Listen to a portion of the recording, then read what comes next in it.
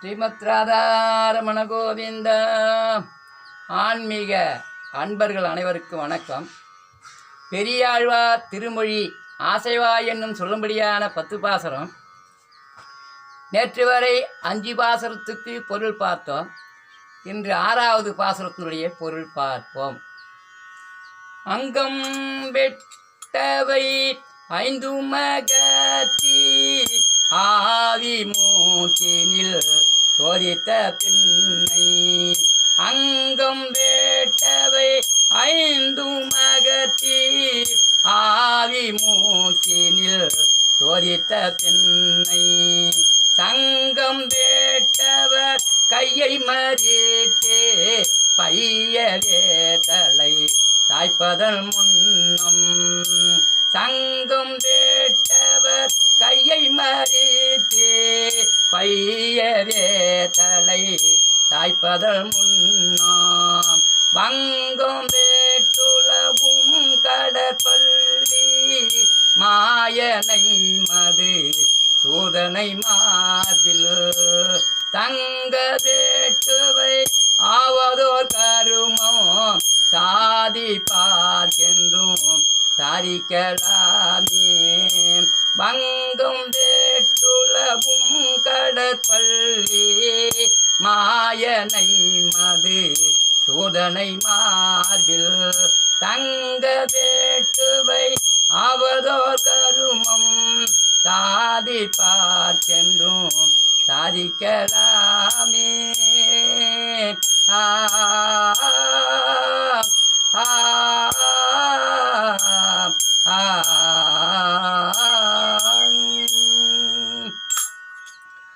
அங்கம் விட்டவை 5 மகத்தி.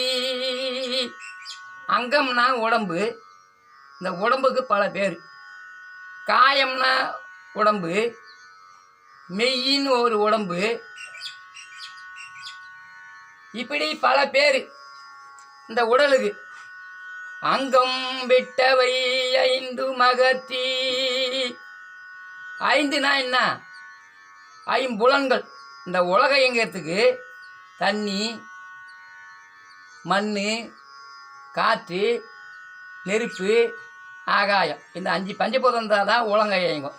ஒரு மனிதன் வாழணும், மனிதன் செயல்பட இயங்கணும்னா 5 இருக்கணும். இந்த 5ம் இறந்து போகிற நிலையில் படுத்த படுக்கடியாக கிடக்கிறார் ஒருத்தர். 70, 80, 90 வயசில். இந்த 5ம் போயிடுது. காது கேட்கல, கண்ணு தெரியல, மூக்கு சுவாசம் இல்லை, வாய் பேச்சு இல்லை, உடல் ஆசை இல்லை. இந்த 5ம் போயிடுது. 5 கண்ணு, மெய், வாய், கண்ணு, மூக்கு, காது. மெய், வாய், கண், மூக்கு, காது, இந்த 5 அகன்றுது. நம்ம உடலை விட்டு 5ம் போயிட்டு தான் சொன்னார். அங்கம், அங்கம்னா உடல், காயம்னா உடல், மெய்யினா உடல். இந்த உடலுக்கு பேர். அங்கம் விட்டவை 5 மகத்தி. ஆவி, ஆவி மூக்கினில் சோதித்த பின்னை.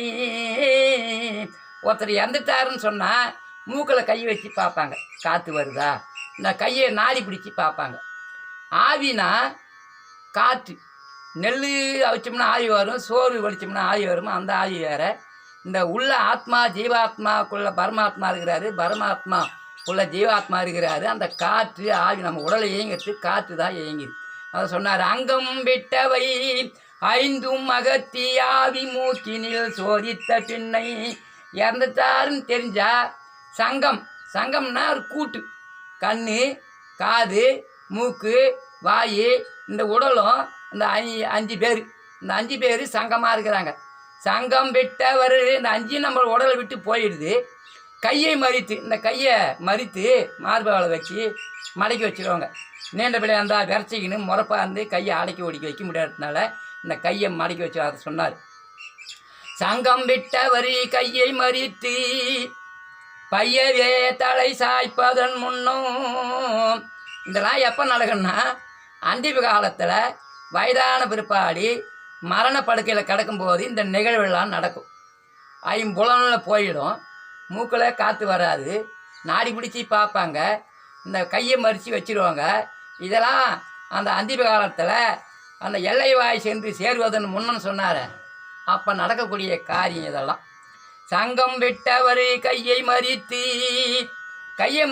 தலை சாஞ்சி இப்படி சாஞ்சி ஊந்துடும். அதை சரி பண்ணி நேர்படுத்தி வைப்பாங்க.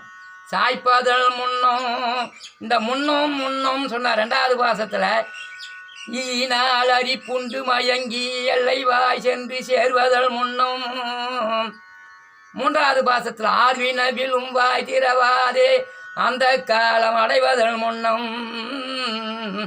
4வது பாசத்தில் கையும் காலும் விதி தேறி கண்ணுறக்கம் ஆவதன் முன்னம். 5வது பாசத்தில் கடைவழி வார கண்டம் அடைப்ப கண்ணுறக்கம் ஆவதன் முன்னம். இங்க என்ன சொன்னாரு? வங்கம் விட்டு உலவும் கடற்பள்ளி மாயனை மதுசூதனை மார்பில் தங்க விட்டு வைத்து ஆவதோர் கருமம் சாதிப்பார்க்கென்றும் சாதிக்கலாமே. சங்கம் விட்டவர் கையை மறித்து பையவே தலை சாய்ப்பதன் முன்னம். இங்கே தலை சாய்க்கிறதுக்கு முன்னம்னா நல்ல நிலையில் வாழக்கூடிய காலத்தில் வங்கம் விட்டுலவும் கடற்பள்ளி. வங்கம்னா வங்கக்கடல். ஆனால் சொன்னாங்களே வங்கக்கடல் கடைந்த மாதவனை கேசவனை சொன்ன மாதிரி அந்த வங்கக்கடலில் பள்ளி கொள்ளக்கூடிய எம்பெருமானை வங்கம் விட்டு உழவுதுன்னா பாம்பு மேலே பள்ளி கொண்டிருக்கிறார். உழவும் வங்கம் விட்டு உழவும் கடற்பள்ளி. பள்ளினா படுக்கை, பள்ளினா சிவத்தலை மேயத்தை பள்ளி, அது தனி பள்ளி, பள்ளினை மெல்லினோம். இந்த பள்ளினா பாம்பனை மேலே வங்கக்கடலில் பாம்பனை மேலே பள்ளி கொள்ளக்கூடிய எம்பெருமான் சொன்னார். அந்த எம்பெருமானுடைய திருநாமம் மதுசூதன் சொன்னார். வங்கம் விட்டுலவும் கடற்பள்ளி மாயனை மதுசூதனனை மார்பில் தங்க விட்டு வைத்து. அந்த வாழ்நாளில் சொல்லாமல் வாழ்ந்துட்டாலும் படுத்து கிடக்கக்கூடிய காலத்தில் அப்பயாவது மார்பலை மனசில் மார்பம் என்பதோர் கோயில் அமைத்து மாதவன் என்னும் தெய்வத்தை நாட்டி.